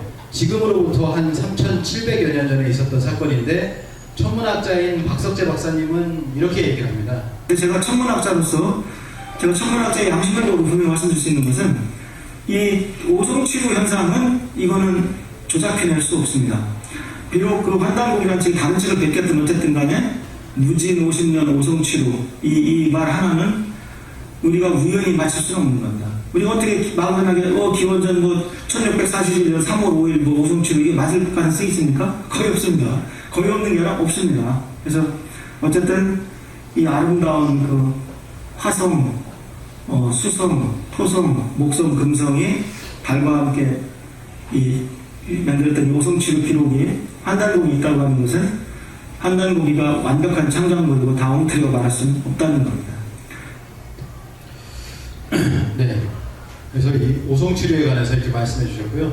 이 단군 세계에 보면은 이미 4000년 전부터 천문 관측 기술이 있었다. 10세 노을 단군 때 천문대를 설치를 했습니다. 그렇기 때문에 13세 단군 때에 바로 오성치료 현상을 관측할 수 있었던 거죠. 그래서 천문 관측에 능통했고 이 하늘에 대해서 제대로 알고 그 다음에 그 하늘에 그냥 보이는 것을 보는 것이 아니라 하늘이 변화하잖아요. 그래서 그 변화라는 것도 관통을 했었던 것이 바로 한민족이다. 그래서 여기 보시면 인류 문화사의 최초의 경전이 있습니다. 지난 시간에 천부경을 여쭤보셨는데요. 간략하게 말씀드리면 천부경은 이렇게 81자로 되어 있습니다. 9000년 전에 한민족 최초의 경전이다. 어떤 우주 수학이다. 이렇게 얘기를 합니다. 그래서 여기 보시면은 간단하게 그 평창 동계올림픽 때 나왔던 태고의 빛이라는 장면인데요. 이 장면을 한번 보도록 하겠습니다.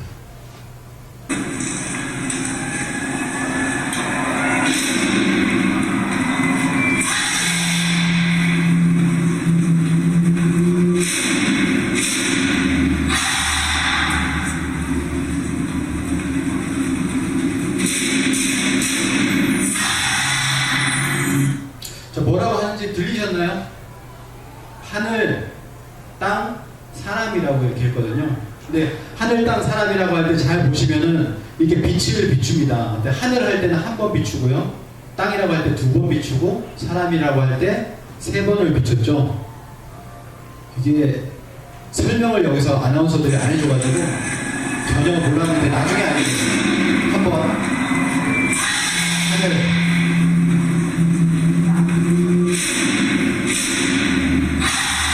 두 번 치면서 땅이라고 했죠.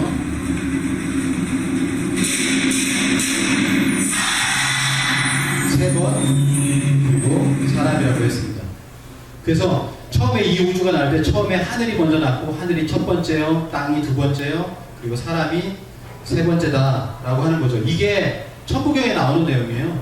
그러니까 이 평창 동계올림픽 개막식 때 천부경의 어떤 문화를 사용을 했습니다.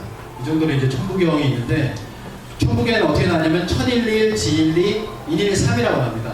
천일, 지이, 인삼이라는 것이죠. 그때 하늘과 땅과 인간이 전부 다 1이에요.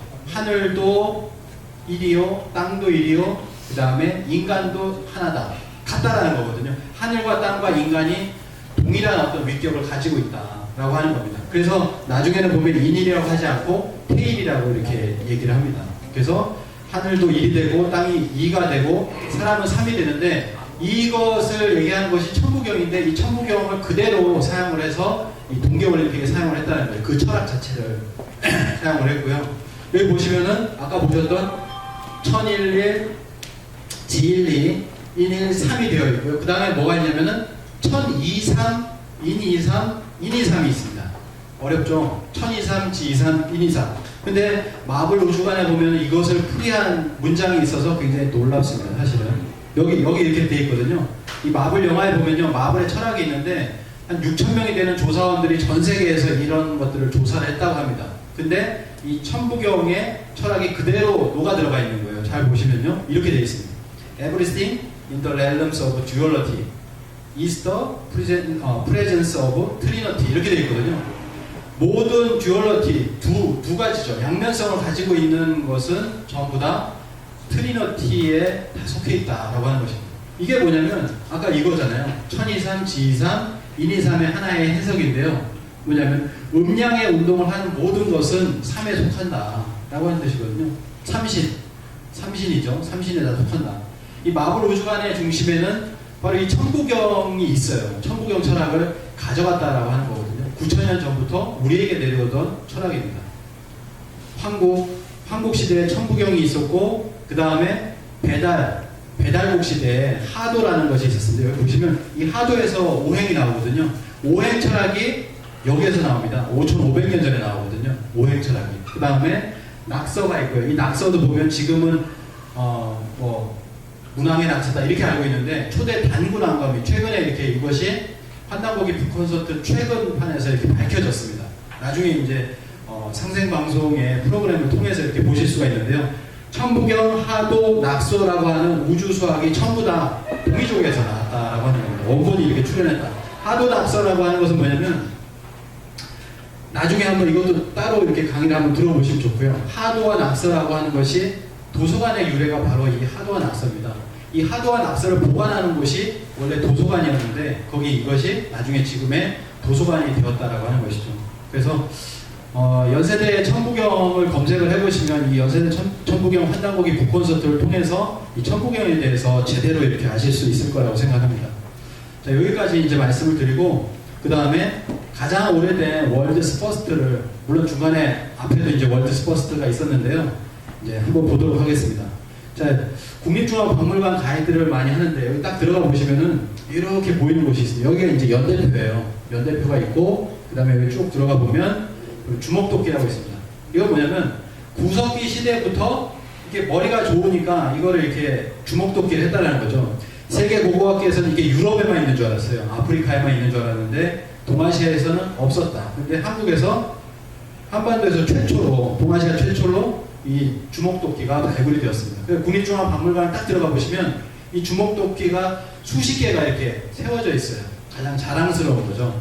그 다음에 2만 년 전에 간석기가 있습니다. 간석기. 마제석기라고 하는 간석기가 있고요. 그 다음에 최초의 벼농사, 최초 1만 5천 년 전에 벼농사가 있었습니다. 여기 보시면 이것이 발견된 것이 이제 2000년대 초반인데요. 2003년에 BBC 뉴스에서 이렇게 나옵니다. 15,000년 전에 벽시가 한국에서 발견됐다 이렇게 나옵니다. 15,000년대 벽시가 발견됐다 이렇게 나옵니다. 그 이전에는 중국이었다. 그래서 중국 같으면은, 중국은 어떤 외국에서 고위 인사들이 오면요, 이 12,000년 전의 벽시를 보여준다고 합니다. 근데 우리는 누가 와도 15,000년 된 이 벽시를 보여주지 않습니다. 그리고 이 소로리 벽시인데요. 청원에 보면은 소로리 벽시가 있는데, 소로리닷컴 최근에 있어요. 소로리닷컴이라고 하는 것이 도메인이 사라졌다라고 해서 뉴스가 나왔거든요. 그러니까 이걸 가지고서 소로리를 알리려고 하다가 예산이 없어서 그게 사라진 거예요. 도메인이 사라졌습니다. 그러니까 우리는 이런 것을 자랑스럽게 보관하고 이걸 알려야 되는데 이런 걸 하지 못하고 있다는 거죠. 그 다음에 제주도에 고산인식 토기가 있는데 이게 세계 최초의 토기입니다. 그러니까 우리가 이렇게 자랑스러워 할 만한 것이 있는데 교과서에서 제대로 배우지 못하고 있다는 겁니다. 제주도 고산인데요. 여기 보면 12,000년 전에 가장 오래된 신석기 유적이고, 여기서 이런 토기들이 나왔어요. 여기입니다. 이 토기가, 여기죠. 토기가 나왔고, 그리고 이거와 이어졌던, 이 12,000년 전은 좀 이어져 있잖아요. 원래 이어져 있기 때문에 이 부분하고 일본 부분에 좀 나오고 있다. 세계에서 동이족이 살던 연해주, 한반도, 일본 세 지역에만 발견이 되었다. 이게 처음에 나왔던 토기고요. 그 다음에 이제 8,000년 전에 고래, 최초의 고래잡이. 국립중앙박물관 또는 뭐 이게 실제로 이 울산에 보면 이 박물관이 있습니다. 그래서 국립중앙박물관에 처음에 딱 들어가 보시면은 이렇게 고래가 나오거든요. 그러면 여기서 가장 먼저 고래를 설명을 합니다. 8,000년 전에 고래 60여 마리가 이렇게 있어요. 여기 60여 마리가 이렇게 있고요. 여기 보시면은 사람이 있죠. 예, 사람이 여기 두 군데 있습니다. 여기는 보면 샤먼이 있습니다. 샤먼의 얼굴이 있어요. 여기 샤먼이 있고 제사장이라는 얘기죠. 그 다음에 배가 있습니다. 배 보이시나요? 배가 있죠? 그래서 8,000년 전에 이미 배가 있었구나. 벽화를 통해서는 알 수 있잖아요. 그래서 실제로 울산 방구대 암각화가 있는데, 이 암각화가요, 왜냐면 러시아에 있는 암각화하고 거의 똑같습니다. 그래서 러시아 학자도 이렇게 얘기하잖아요. 우리나라에 있는 암각화가 한국의 암각화와 아주 유사합니다 라고 얘기를 합니다. 우리나라 울산 강구대 안각하고요. 이 카넬리아라고 하는 곳에 안각합니다. 이렇게 멀리 떨어져 있어요. 근데 우리가 먼저고 약 1000년 차이가 납니다. 1000년 차이가 나거든요. 여기서 이동을 했다라는 거죠. 이렇게 이동을 했든지 아니면 어떻게 건너갈지 모르지만은 오래잡이니까 아마 이렇게 이동하지 않았을까 그렇게 생각이 되어지고 있습니다. 활동 영역이 이렇게 넓었었다라는 거죠. 이때가 환국시대입니다. 환국시대. 8000년 전 세계 최초의 배가 있었고요. 세계 최초의 배가 창녕에서 나왔습니다. 여기서 나왔어요. 여기서 세계 최초의 비복리 목선이라고 합니다. 목선이 나왔습니다. 그래서 지금도 박물관에 가면 세계 최초의 배다.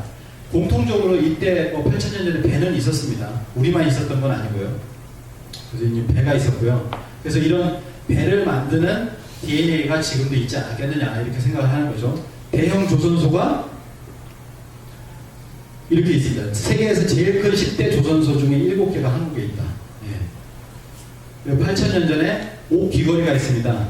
자, 보시면은 8000년 전에 귀거리를 했어요. 이렇게 귀거리를 했는데 귀거리 한 지역이 어디냐면 요 지역입니다. 아까 보셨던 홍산문화지역이에요. 홍산문화지역에 흑룡화 사해라고 있는 곳이 있는데 여기를 하나의 문화권으로 요즘에는 꼽고 있습니다. 흑룡화 사해 문화권이 있는데 압록강 주변에 수암이라는 곳이 있는데 이곳에 있는 옥을 가져갑니다. 한 400kg 된다고 하는데 이걸 가져가서 옥을 만든다는 거예요. 그리고 이것이 어디랑 가냐면 강원도 고성이랑 옥이 같다라는 거죠. 그러니까 여기가 어떻게 되냐면 같은 문화권이라는 겁니다. 이때가 언제냐면 8000년 전이거든요. 8000년 전에 한반도의 강원도 고성과 이쪽이 같은 문화권이라는 거예요. 사람들이 왕래를 했다는 거죠. 이런 문화권이 있었다는 거죠. 그래서 이것이 바로 아까 말씀드렸던 홍산 문화의 그 부분이라는 거죠. 흑룡화 있죠? 사해에 있습니다. 이 지역이니까. 예. 그래서 옥기에 대해서 이렇게 설명하는 건데요. 실제로 박물관에서 자, 여기 보시면 가장 중요한 게요. 여기 가운데 있는 옥기거리입니다. 이 옥기거리가요. 국립중앙박물관에 가면 설명이 아무것도 없습니다. 사실은 설명이 아무것도 없거든요. 근데 잘 보시면 아시겠지만 화살표가 하나 있어요. 옥기가 어디 있냐면요. 여기 있잖아요. 강원도 고성에 있는 옥기가 있는데 옥기거리가 있는데 여기는 화살표가 하나 있습니다. 이렇게. 저거를 제가 한 10번 이상 박물관을 갔을 때 처음으로 발견했거든요. 아, 화살표가 있다. 드디어 홍산 문화를 설명할 수 있구나. 설명할 수 있는 유일한 장소입니다. 그러니까 우리의 역사로 이렇게 얘기할 수 있는 부분임에도 불구하고 아직까지는 그렇게까지 얘기 못하고 있거든요. 근데 박물관 화살표 하나가 있어서 여기에서 홍산 문화를 이렇게 설명할 수 있다는 거죠. 설명은 생략하겠습니다. 네. 설명을 했다는 거고요. 네, 시간이 없으니까. 8000년 전에 이 옥기와 함께 나타나는 게 빗살무늬 토기입니다. 빗살무늬 토기는 많이 들어보셨죠? 이게 원래 빛이라고 하잖아요. 근데 그게 아니라 빛이다 이렇게 얘기를 하고 있습니다. 왜냐하면 이 빗살무늬 토기는요 전부 아래쪽에서 이렇게 보면은 이런 문양이 나옵니다. 이게 지금도 햇살 문양이라고 하거든요. 햇살 문양. 빗살무늬 아래 부분에 보여주는 햇살 무늬를 컴퓨터 그래픽으로 이렇게 구현을 해본 겁니다. 그러니까 빗살무늬 토기라고 하는 것은 우리가 광명민족, 백예민족, 광명민족이기 때문에 그래서 이런 어떤 빗살을 채용했다 이렇게 볼 수가 있고요. 그래서 강원도 오산리에 보면 8000년 된 가장 오래된 빗살무늬 토기가 있고요. 이게 어디 있냐면 아까 보셨던 것처럼 흑룡화 사해라고 했죠. 옥기가 여기 있었잖아요.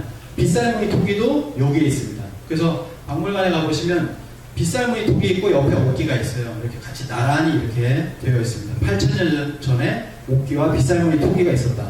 근데 이 빗살무늬 토기는 가장 오래된 곳이 어디냐면 우리나라입니다.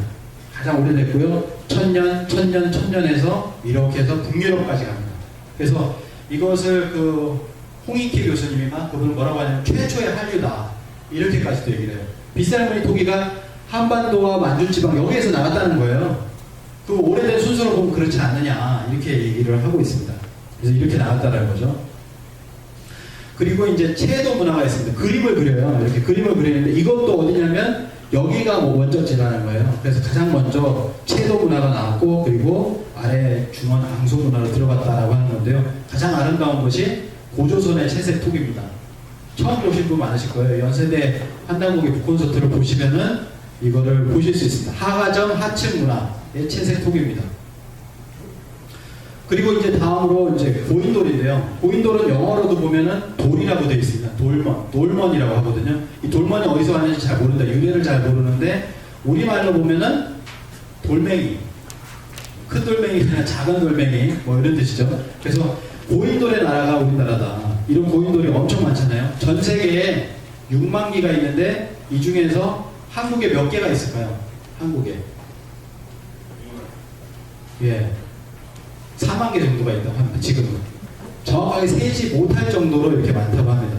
8,000년 전에 그 고인돌이 있고요. 그 다음에 이렇게 보시면 고인돌이 있는 지역이 지금 고조선이다. 이렇게 얘기를 하고 있습니다. 고인돌 비파양동거. 교과서에서 이렇게 얘기를 하잖아요. 사실은 여기까지 쭉 있습니다. 이렇게 쭉 있고요. 그리고 전 세계에 보면은 이 고인돌이 있는 나라들이 있어요. 프랑스 같은 데 좀 많고요. 그 다음에 러시아 같은 데 있는데요. 이 러시아에 보시면 러시아 역사박물관입니다. 딱 역사박물관 딱 들어가잖아요. 그러면 고인돌이 있어요. 근데 러시아 쪽에 고인돌은 뭐가 있냐면 혼이 드나드는 구멍이 이렇게 있습니다. 들락날락 한다는 거죠. 그래서 다 막아놨어요. 근데 중요한 것은 뭐냐면 고인돌을 바라보는 태도입니다. 국립중앙박물관, 우리 박물관에는 고인돌이 전 세계 6만 개에서 4만 개가 있음에도 불구하고 고인돌이 아예 흔적도 없어요. 그리고 비디오로 하나 남겨놨습니다. 지나가다가 볼 수 있는 그 비디오가 틀어져 있으면 한번 볼 수 있는 정도거든요. 이렇게 고인돌을 홀대하고 있다는 거죠. 우리 정신문화를 이렇게 홀대하고 있다는 겁니다. 이런 것도 있어요. 김해에 세계 최대 고인돌이 있었는데 돈이 없어서 땅속에 다시 묻었다. 다시 묻었어요. 이게 2017년 작년입니다. 예. 엄청 크죠. 예, 다시 묻었어요. 자, 이 정리를 하면요. 신석기 시대에 이렇게 나와 있습니다. 잘 보시면 분홍색이 뭐냐면 빗살무늬 톡입니다. 분홍색이 빗살무늬 톡이고요. 노란색이 뭐냐면 고인돌입니다.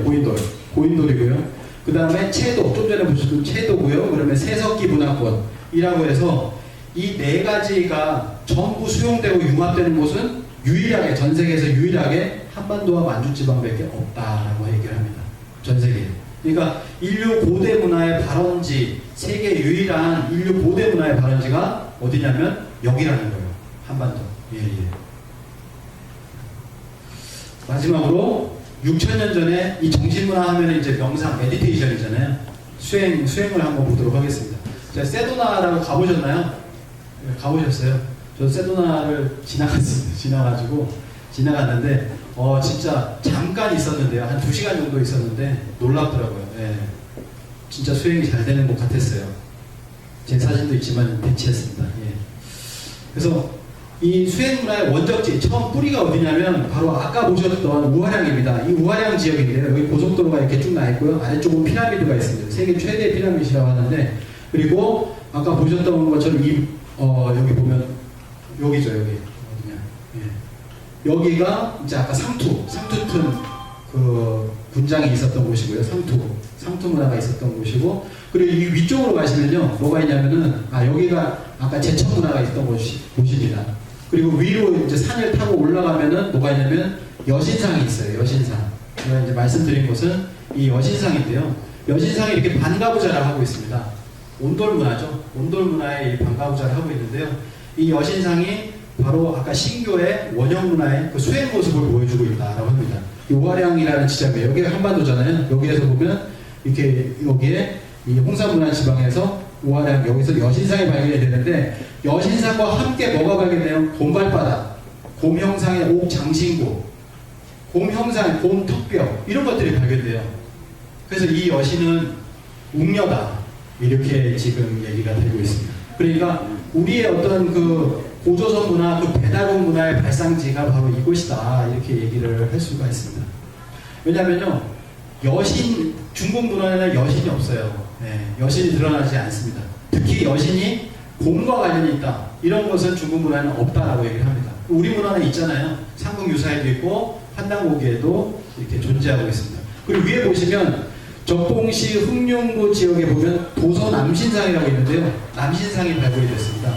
두 손을 마주잡고 주문을 읽고 있는 모습, 주문을 읽고 있잖아요. 소리를 내는 수행을 하고 있는 모습. 이게 2012년에 5,300년 전에 남신상이 발굴이 됐습니다. 여기 위에 보시면요, 백회라고 해가지고 위로 보면은 뚫려 있어요. 수행을 해가지고 이렇게 뚫은 모습, 이런 것들을 보여주고 있다는 거죠. 그래서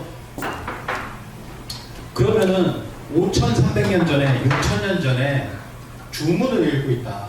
예, 주문을 읽고 있다. 이거에 대한 문헌이 있느냐? 있죠. 삼국유사. 삼국유사에 보시면 주원유익이라는 말이 있습니다. 주문을 읽어서 잉태되기를 원했다는 뜻이고요. 주원유공이라고 합니다. 주문을 읽어서 뭔가 공을 이루기를 원했다라는 뜻이 있는데요.